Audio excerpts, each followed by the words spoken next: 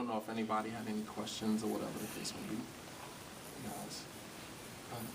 So what do you do when you don't have a mutual friend to the marriage? What is the next result? I think the thing if you don't have a friend of your marriage, I think then you call Jaleel and I. I mean, we avail ourselves to couples all around the country because we understand the necessity of it. I think you can call him Ma'am Shadid because every couple needs that. You need somebody to say, hey, you know what?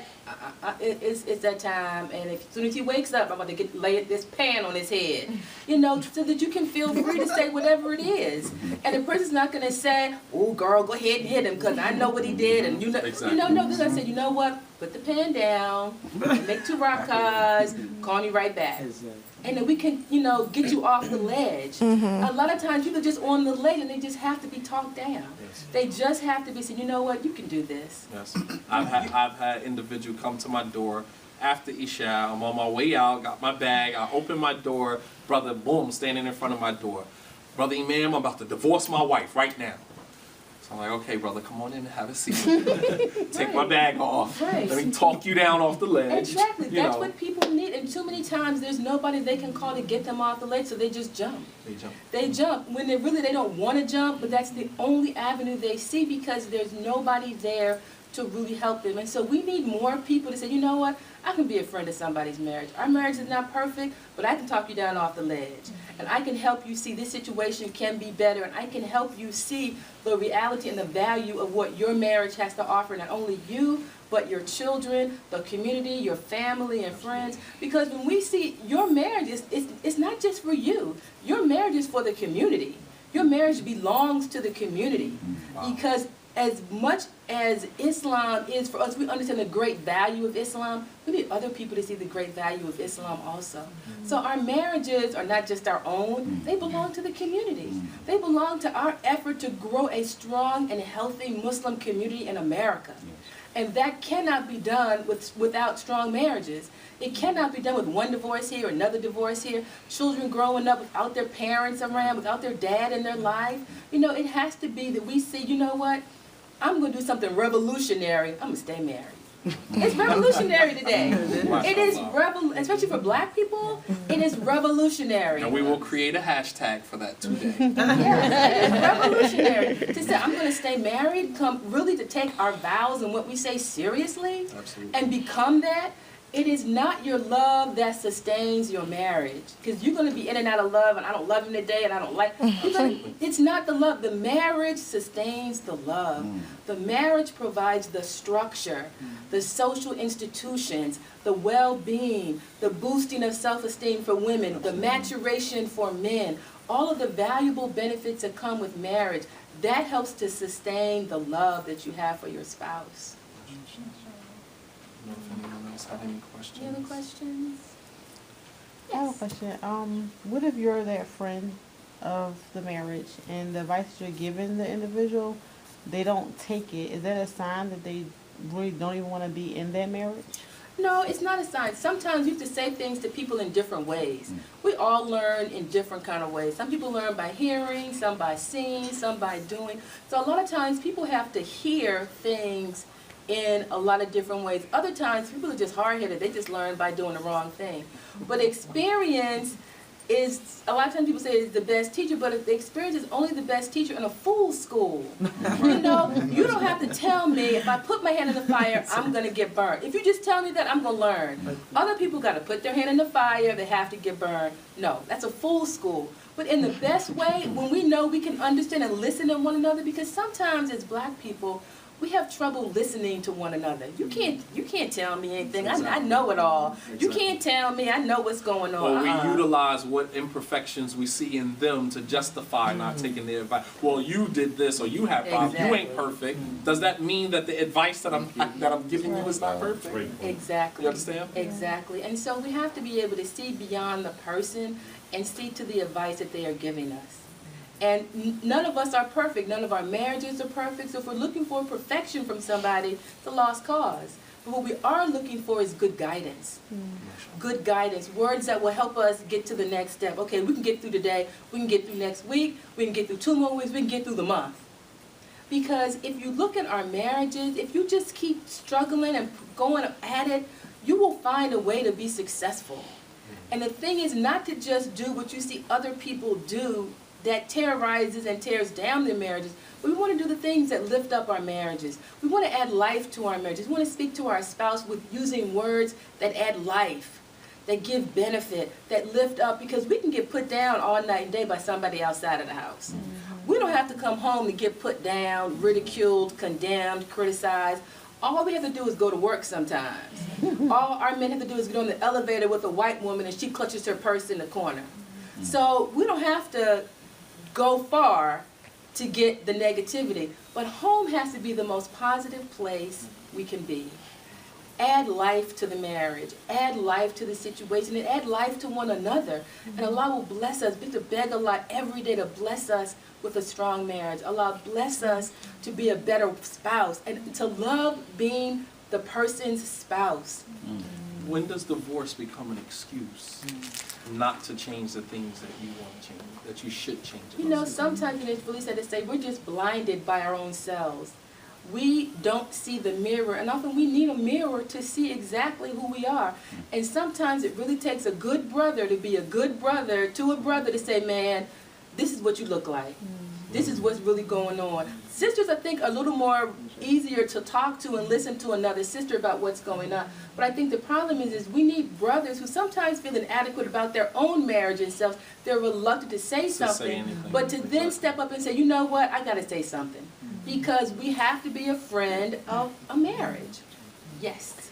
Do you feel that if the couples do more together with other couples and seeing how other couples interact with each other and communicate with each other, would that but more so put more best interest on the other couple who may be having a little difficulty in seeing that nurturing and affection and love that the other couples have? If they did more couple activities together with other couples. Yes, it's an excellent way to sustain your marriage. It's an excellent way. So I do classes with couples to teach them skills to be successful.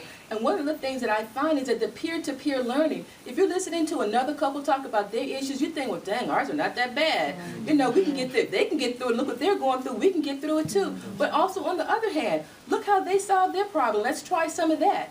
Look how intimate and affectionate they are. Let's try some of that. Because when in the absence of good role models, we have an absence of good role models. We have to be around other couples that want the same thing we want. A strong, healthy, successful, deen-filled marriage. And being around couples that do that at a marriage retreat or the marriage that organizes date night once a month, all the couples get together, we're going to go bowling, we're going to do whatever, but we're going to have date night for the couples, because that not only helps to strengthen the couples, but it also shows the singles, well, wow, look what the married people are doing.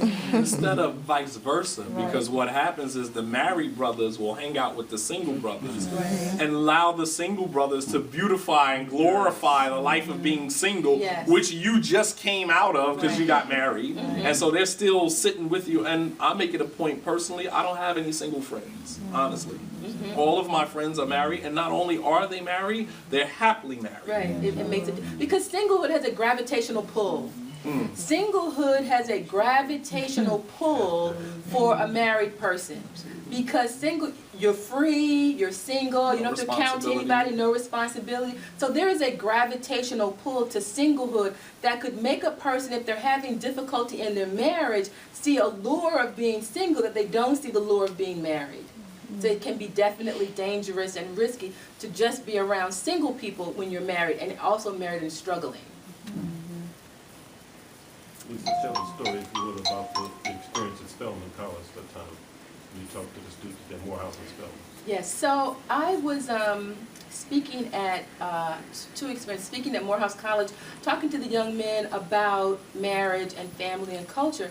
And I asked them, name me a song, because number one, culture encourages or discourages marriage, whatever your culture is. And so I asked the young men at Morehouse, tell me a song where a black man is singing to a woman and saying, I love you. They looked around and scratched their head and they were like, how about I love her body? That's not even close. And so our young people today, if they're listening to the music that's out there, the music encourages sex without responsibility, no love, and no marriage. And this is what our young people are being nursed on.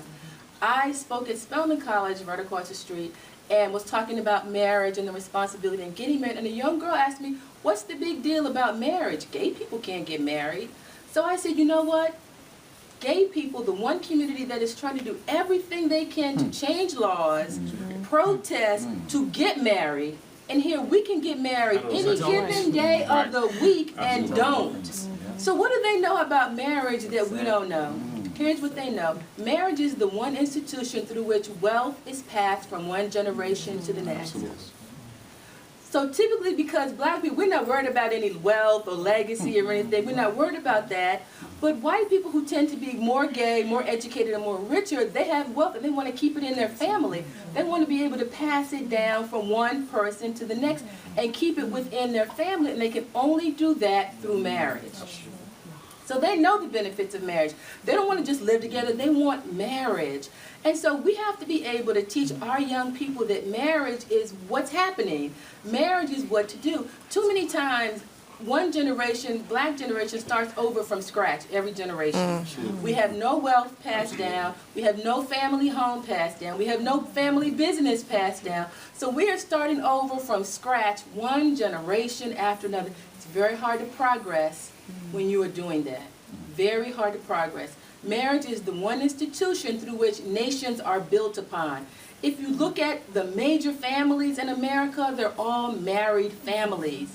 If you even just look at the criminal families, they're all married families because they know the value of marriage. But what has happened is that we have been denied the benefits of understanding the value of marriage. It's purposely contrived. And even with the Prophet ﷺ, he married certain women that was of a social status, top tier social status in their community, because by marrying women like Salama, whose father was one of the chiefs of Quraysh, right? By marrying the daughter of Abu Sufyan, Habiba, whose father, Abu Sufyan, was one of the chiefs of Quraysh, those individuals became his allies.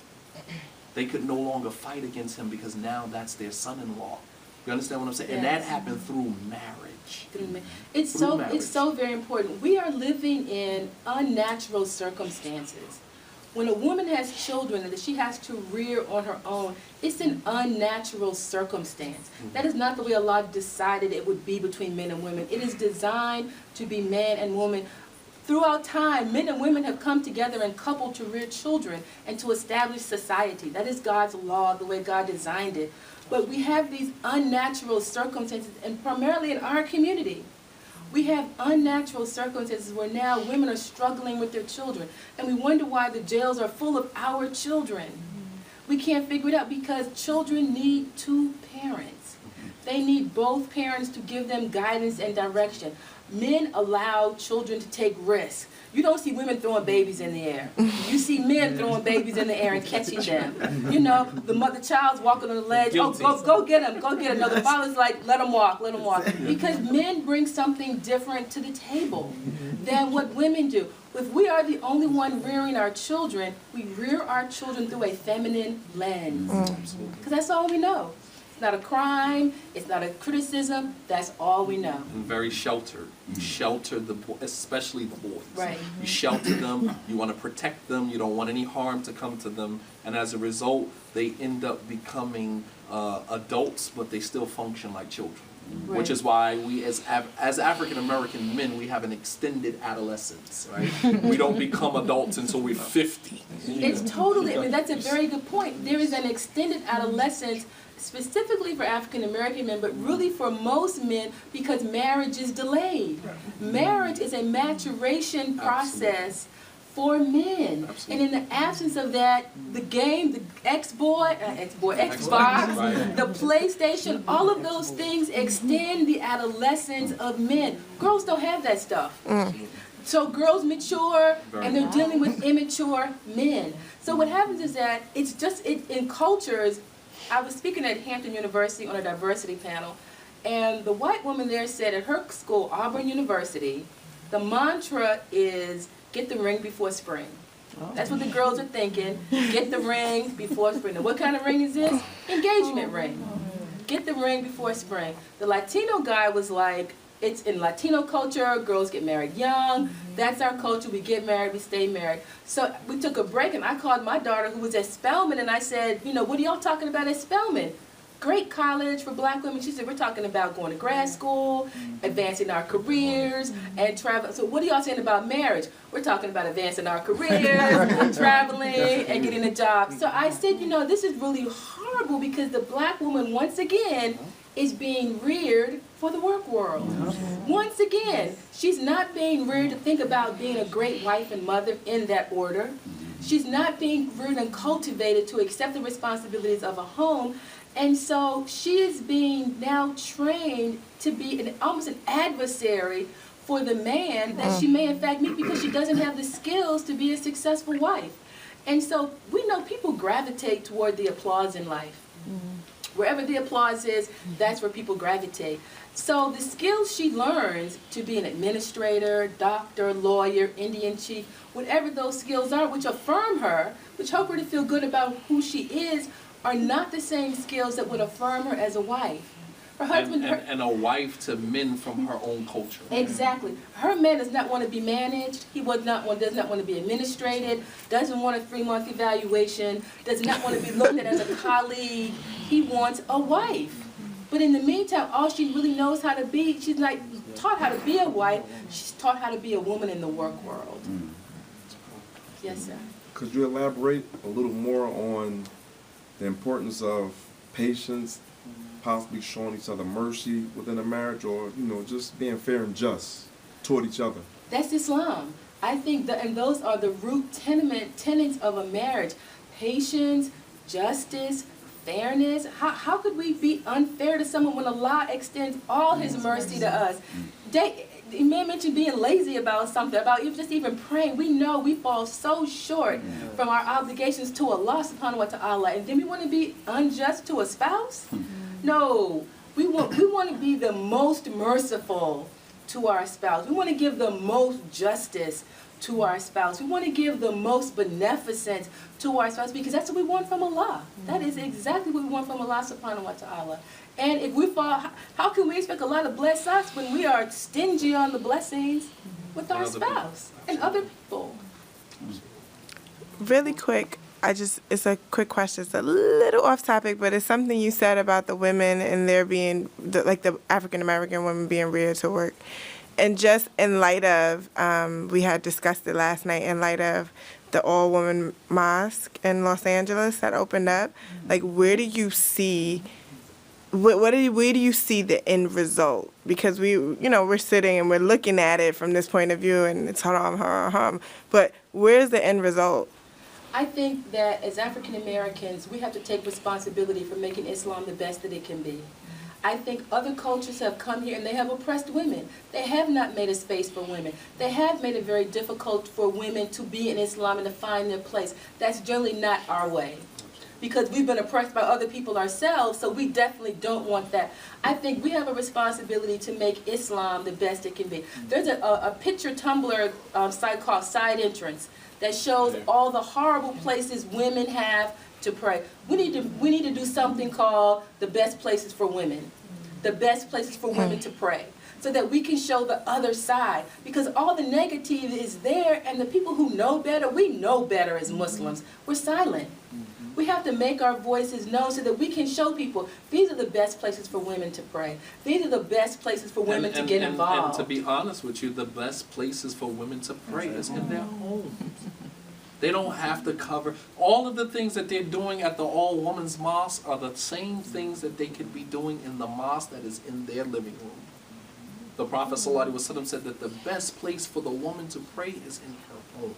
That is not to say that we should not create spaces for women in the mosque. They should have spaces. We should be investing money in the same women that are giving birth to children who are going to continue the legacy of our community.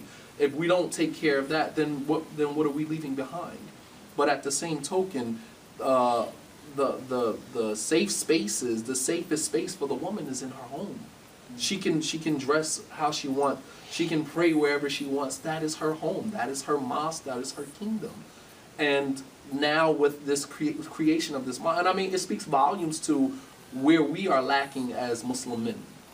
Because you go into the average mosque, you either got to go upstairs, and the women, they have children in one arm and carrying a stroller in the other arm, and it's a struggle. And not to mention what goes on the musalla floor once she gets on the floor. You know, you got women that are different in different sects and groups, and these are the niqabis over here, these are the women that wear black over here, these are the women who wear just a scarf and jeans over here, and each of them talking about one another. So that is a whole other issue within itself. But, you know, as you said, to kind of counteract that with the positive images of this. I have been to many mosques, both African American as well as immigrant mosques, where the women, they have very beautiful places to pray. And we have to show that. Absolutely. Because our enemies are going to show the negative. And so we have to take this mantle and say, you know what, I'm tired of all of this negativity. I want to show the positive of what Islam has to offer to women, because it's not being shown. And the women who love Islam are not out there saying, I love Islam, and this is why I love Islam, and this is why I go to this mosque, or as opposed to that mosque, or this is why I do this, or I do that, because we have to take the responsibility of showing the beauty of Islam, because our enemies are out there, and they're going to show the negatives, and we're just going to be silent and let it just go, when we know we can show something better. So where do you see this mosque going? Like, You know, In relation to marriage and In relation the structure. to marriage, I think number one, they're doing it once a month. You know, perhaps it'll grow, it'll inspire other people. But I think in the absence of people seeing an opposite of that, and until we take up the mantle and say we can show the opposite of that, people are going to say, okay, well, they can do it, maybe I can do it too. But before that happens, we have to be able to say, these are the mosques where those issues are addressed, and we don't have any problem with that. Absolutely. This is a mosque, this mosque right here, the women are involved, we have women's programs, we do this, we do that. They have a fabulous place to pray. Like you said, if women want to come to the mosque to pray, they have a fabulous place to pray. If it's Juma and she's at work and she doesn't have the time to go all the way home for Juma, she can come to this mosque, she is welcome, she's received. This is what Islam is all about. We have to be able to pick up that mantle and say, this is what Islam is all about, because in the absence of that, somebody else is writing our story. Somebody else is telling the story about Islam, and it's not true. And for the Muslims in Philadelphia, we don't have to look too far. We can start with Masjid Allah. The area is immaculate. They have an area for children. They have an area for the women, state of the art. So that is a start. And to just go in there and just take a couple of pictures and use the hashtag, you know, we'll create a hashtag for that. We need to create a hashtag. So there becomes a social media campaign to show the beauty of Islam for women. Absolutely. The beauty of Islam for women. And we show in pictures all throughout social media. So they would say, we just take a month and say, this is the month to show the beauty of Islam. And all the social media and all the people and all the places, and we show all the great places for women. And this is what the women are doing. And this is what's all that's going on, because our enemies are out there. And they have captured the attention of America and Islam. And every day there is something negative about Islam that we have to counter. Every single day. And we're just so bombarded by it. We're like, I'm not saying nothing, just forget it. When we have a responsibility as Muslims to show the beauty of Islam. So hashtag beauty of Islam for women? But inshallah, if you do the hashtag, some of us sisters, let's put a picture of our living room. Right, Or exactly. That is my mosque. Absolutely. That's it. That is my Exactly. that is my safe space. Exactly. My safe It space. is And nice I and clean. think exactly. I For think front we can entrance, 'cause we they can got the create side this kind entrance of over. campaign that really goes countrywide and really worldwide, because they're trying to take over Islam. They're trying to take it over and make it this negative thing when we know it's not like that at all. We know the caricatures they produce, we know the information they produce. It's not like that. But until we begin, we're the last hope for Islam. We have to say, you know what, enough is enough. We are the last hope for Islam. So Yes. I think Oh. that's symptomatic. I'm sorry. I think that's symptomatic of a reality. There are some messages out there that have really done a disservice to sisters. I mean, I've taken you to messages, Nisa in Chicago. They had a mess in Chicago where the sisters pray in the microwave room. I mean, literally, I mean, I'm telling you, it's not as big as that little section you all in there, and the masjid is twice the size Right. of this building. But the question is now, are those masjids, are they a minority or a majority? I would say, I've traveled everywhere from New York to LA. I've been to, countless mosques, masjids throughout Absolutely. the years. They're minority And masjid. they are minorities. However, they still exist. Yeah, they And do. they'll take that minority and exacerbate They it. exploit it. Exploit it. Yeah, exactly. So we have to be able to show the positive, and I think that's what I'm suggesting with this kind of social media campaign about the beauty of Islam. That's what the beauty of Islam for women, that we show in pictures, in words, in deeds. However we can do this to show that what you're saying, that's not really Islam. This is Islam. This is Islam. Yes, sir. So on a infrastructural level, how do we begin to make marriage one of those rites of passage that we are encouraging our youth to achieve along the way? As we know that we typically see that that the men are delaying marriage well into their 30s, and unfortunately you have a lot of women who are also delaying their marriage well into their 30s also. So how do we, on an infrastructural level, begin to make this a part of our rites of passage? So I think part of it is that we begin by being a good example of marriage. As I mentioned earlier, too often we are a poor advertisement for marriage. People look at our marriages and look at the marriages around them and they're like, I don't want to do that. So we have to begin by being a good example of marriage. We have to have marriage events at our masjids that show the beauty of marriage. And then we also have to begin to have workshops and activities for young people to talk about marriage and the beauty of marriage. Too often for them, they see marriage as an albatross. Just something I'm going to put around my neck and I just got to drag this thing along with me. And it's something to say, you're going to be married for life. It's another thing to say, I'm doing life. And she took time out of her schedule to come up and to share that with us. Please make dua for her, Abdul Jalil, her husband, make dua for their family, inshallah. That Allah continue to bless them and place barakah in the work that they do. So with that, inshallah ta'ala, we'll end. We want to thank you all for, your patience, for listening. And I'm not saying you guys got to go, but I got to go. Right? So, assalamu alaikum.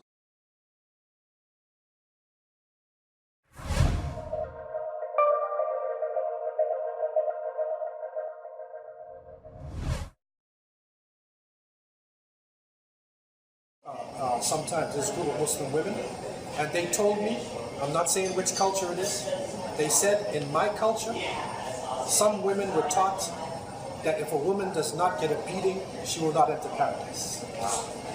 That's the level. And I said, this is sick. Because the Prophet Muhammad ﷺ empowered me. Islam empowers me. And we even take it a step further, I would suggest that Muslim women should learn self-defense.